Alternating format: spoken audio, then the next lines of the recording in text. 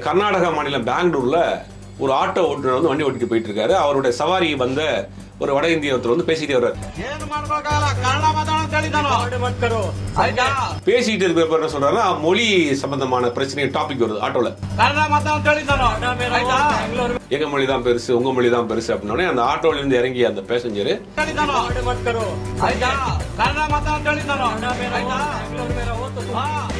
நீ வந்து இங்க ஆட்டோ ஓட்டுற ஹிந்தியில தான் பேசணும் அப்படின்னு அவர் வந்து அவரை கொஞ்சம் மிரட்டுகிற தோணில பேசுறாரு.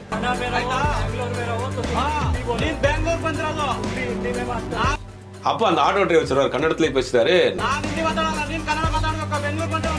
நாங்க இந்த மண்ணிலே பிறந்து இந்த மண்ணில வாழ்ந்தவங்க, நீ இங்க இருந்து வந்திருக்கிற வெளியில இருந்து, நீ வந்து கன்னடத்துல பேசு, நீ எப்படி வந்து. மாற்றுக்குரல் நேயர்கள் அனைவருக்கும் வணக்கம். இன்று நம்முடைய அரங்கிற்கு வந்திருப்பவர் மூத்த பத்திரிகையாளர் திரு சுபைர் அவர்கள். வணக்கம் சார். வணக்கம். தமிழ்நாட்டில் பற்ற வச்ச ஒரு நெருப்பு இன்னைக்கு இந்திய அளவில் குறிப்பாக சொல்லப்போனால் பெங்களூராக இருக்கட்டும், மகாராஷ்டிராவாக இருக்கட்டும், அங்கே அளவுக்கு போயிருக்கிறது என்ன அப்படின்னா அந்த ஹிந்தி எதிர்ப்பு, மும்மொழி கொள்கை. இன்னைக்கு இந்த அளவுக்கு போயிருக்கக்கூடிய ஒரு விஷயம் நீங்கள் எப்படி பார்க்குறீங்க அதை? இல்லை, எல்லாவற்றுக்கும் முன்னோடி மாநிலம் தமிழகம். 50களிலும் சரி 60களிலும் சரி இந்த இந்தி எதிர்ப்பை மிக கடுமையாக எதிர்த்த மாநிலம் தமிழ்நாடு. அதற்காக மாநிலத்தில் இருக்கக்கூடிய காங்கிரஸ் கட்சி ஆட்சியை இழந்தது, மத்தியிலும் ஆட்சியை இழந்தது. ஒரு மிகப்பெரிய ஒரு ரெவல்யூஷன், ஒரு புரட்சியை வந்து தமிழ்நாட்டில் மொழிக்காக செய்த மாநிலம்ங்கிறது வந்து தமிழ்நாடு தான். அதுக்கு நீண்ட நெடிய வரலாறு நமக்கு இருக்கு. நமக்கு எல்லா வரலாறும் இருக்கு, மொழி வரலாறும் இருக்கு, தொன்மையான வரலாறுகள் இருக்கு, நிறைய வரலாறுகள் இருக்கு நமக்கு. அதுல வந்து மொழிக்கான வரலாறுங்கிறது நம்ம முக்கியமான. மொழிக்காக ஒரு மாநிலம் மிகப்பெரிய அளவு ஒரு போராட்டத்தை நடத்தி பல ஆயிரம் பேர் அதற்காக உயிர் தியாகம் செய்திருக்கிறார்கள் என்ற உலக வரலாற்றிலேயே ஒரு மொழிக்காக செஞ்சிருக்காங்கன்னா தமிழ்நாடு மட்டும்தான். அப்படிப்பட்ட ஒரு தமிழ்நாட்டில் மீண்டும் அதே மாதிரி ஹிந்தி திணிப்பு அப்படிங்கிற ஒரு விஷயத்தை பல வழியிலும் கொண்டு வராங்க. இன்னைக்கு நம்ம பேசிட்டு இருக்க இந்த நேரத்தில் நாடாளுமன்ற உறுப்பினர் கிரிராஜன் வந்து ரயில்வே போர்டு மெம்பரா இருக்கிறார். அதனுடைய ஆலோசனை கூட்டத்துக்கு போறாரு. எங்க பார்த்தாலும் சென்னையில் இருக்கக்கூடிய ஆலோசனை கூட்டத்தில் வந்து ஃபுல்லா ஹிந்தி எழுதி வச்சிருக்காங்க. அவர் என்னன்னு கேட்கிறாரு, போர்டை கையோடு எடுத்துட்டு வர்றாரு. இப்போ ஏர்போர்ட்டுக்கு போனீங்கன்னா எங்க பார்த்தாலும் இந்தியா தான் இருக்கு. டொமஸ்டிக் ஏர்போர்ட் சென்னையில இருந்து ஒரு நாளைக்கு மதுரைக்கு போறீங்க அப்படின்னா ஒரே மாநிலத்துக்குள்ள போகக்கூடிய ஏர்லைன்ஸ்லையும் கூட ஹிந்தி இங்கிலீஷ்ல தான் அனௌன்ஸ்மெண்டா இருக்கு. அப்படிங்க எந்த பக்கம் பார்த்தாலும் ஹிந்தியை அவர்கள் திணிக்கக்கூடிய விஷயங்கள் பண்ணிட்டே இருக்கிறாங்க. அவர்களுடைய நோக்கம் இந்தி திணிப்பு கிடையாது, அவர்களுடைய நோக்கம் சமஸ்கிருத திணிப்பு. அதற்கு ஹிந்திங்கிற முகமூடியை போட்டு வருவாங்க. முதலில் ஹிந்தின்னு சொல்லிட்டு அப்புறம் இந்தியை காலி பண்ணிட்டு அப்புறம் சமஸ்கிருதத்தை பண்ணிடுவாங்க.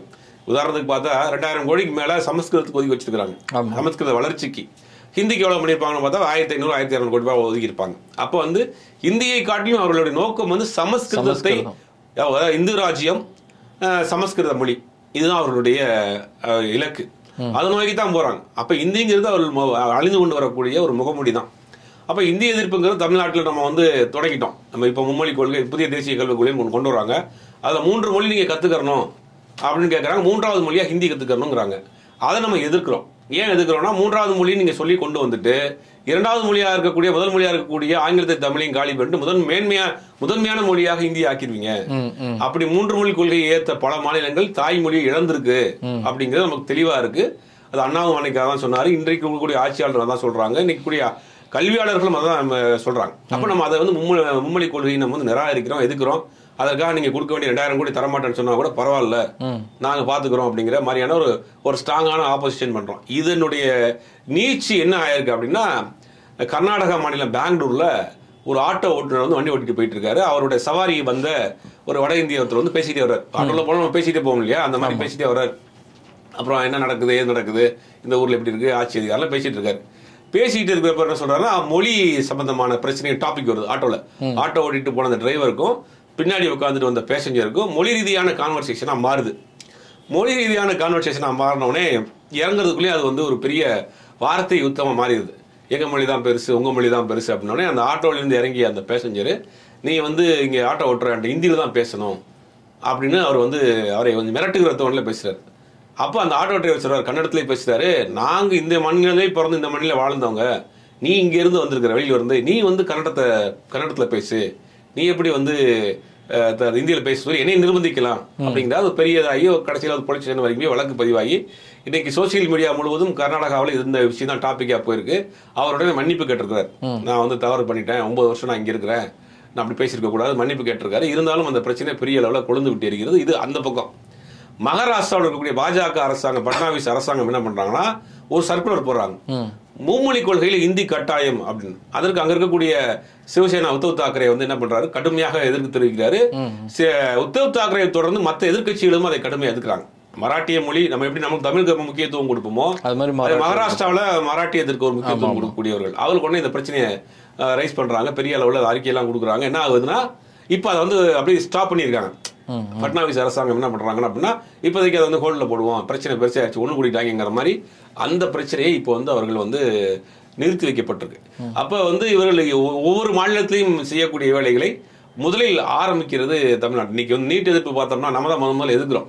பல மாநிலங்களை கேட்டாங்க, நீட் கொண்டு வந்துட்டாங்க அப்படிங்கிற மாதிரி. நீட்டுங்கிறதே வந்து ஒரு தீட்டு தான், அது பிள்ளைகள் தலையில் வைக்கிற வேட்டு தான் அப்படிங்கிறத நம்ம வந்து ஆரம்பத்தில் 2016 முதலே கொண்டு வந்தோம்.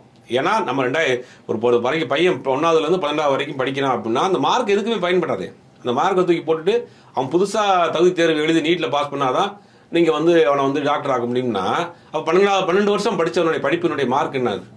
இதை நான் முன்னாடியே கேட்குறோம். முன்னாடியே கேட்டுட்டு நம்ம நீட் வேணாம் அப்படிங்கிறத நம்ம வந்து ஸ்ட்ராங்காக இருக்கிறோம். அப்போ இன்னைக்கு பல மாநிலங்களை நீட் எதிர்ப்பு ஆரம்பிச்சிட்டாங்க. பல மாநிலங்கள் எதிர்ப்பு ஆரம்பிச்சிருச்சு. அதே மாதிரி மொழி சம்பந்தமான பிரச்சனையை நம்ம முதல்ல கையில் எடுத்துக்கிறோம்.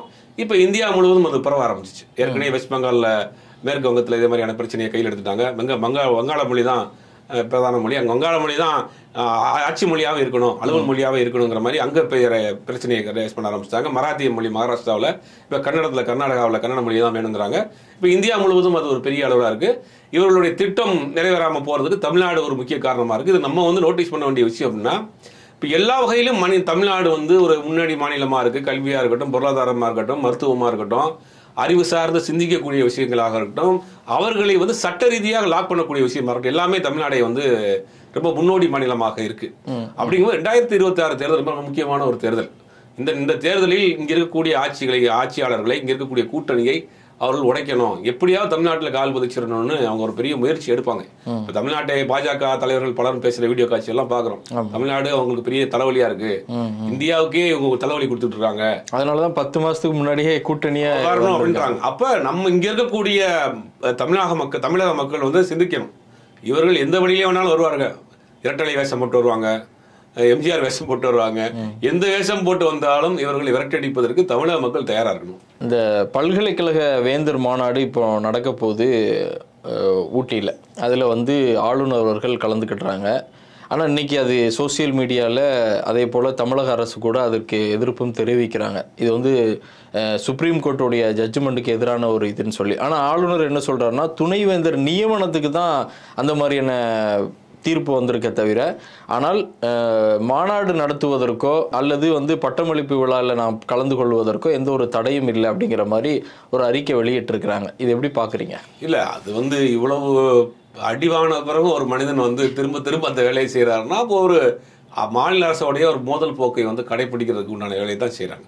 எந்த சட்டத்தில் இருக்குது அப்படிங்கிறது திராவிட முன்னேற்ற கழகத்தின் சார்பாக, தமிழக அரசின் சார்பாக நீதிமன்றத்துக்கு போகிறாங்க. ஆளுநருக்கு அந்த அதிகாரம் இருக்காங்க. ஏற்கனவே அதிகாரம் இல்லைங்கிறது பல விஷயங்கள்ல வைத்து வச்சிருக்காங்க. ஆளுநரை நியமிக்கிறதுக்கான அதிகாரம் இல்ல, ஆனா நான் தான் வந்து துணைவேந்தர் அப்படிங்கிற ஒரு குழப்பமான ஒரு விஷயத்த ஆளுநர் சொல்றாரு. இது சட்ட ரீதியாக இது எப்படி நடவடிக்கை எடுக்கணும் அப்படிங்கிறது நீதிமன்றம் தான் முடிவு பண்ணணும்.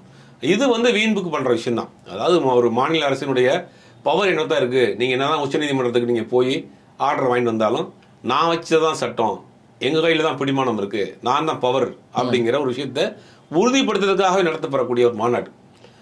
மத்திய மாநில அரசினுடைய வருவாயில சம்பளம் கொடுக்கக்கூடிய ஒரு துணைவேந்தர்களை ஆளுநரே மாநில அரசினுடைய சம்பளம் தான் வாங்கிட்டு இருக்காரு.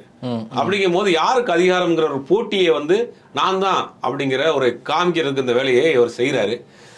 அரசாங்கம் வந்து சட்ட ரீதியாக நீதிமன்றத்துக்கு போய் ஏதாவது வழக்குகளை தொடுத்து மீண்டும் உச்ச நீதிமன்றம் இவருக்கு ஒரு சரியான பாடத்தை கற்பிப்பான்னு நினைக்கிறேன். உங்களுடைய நேரத்தையும் கருத்துக்களையும் பகிர்ந்து கொண்டதுக்கு ரொம்ப நன்றி. வணக்கம்.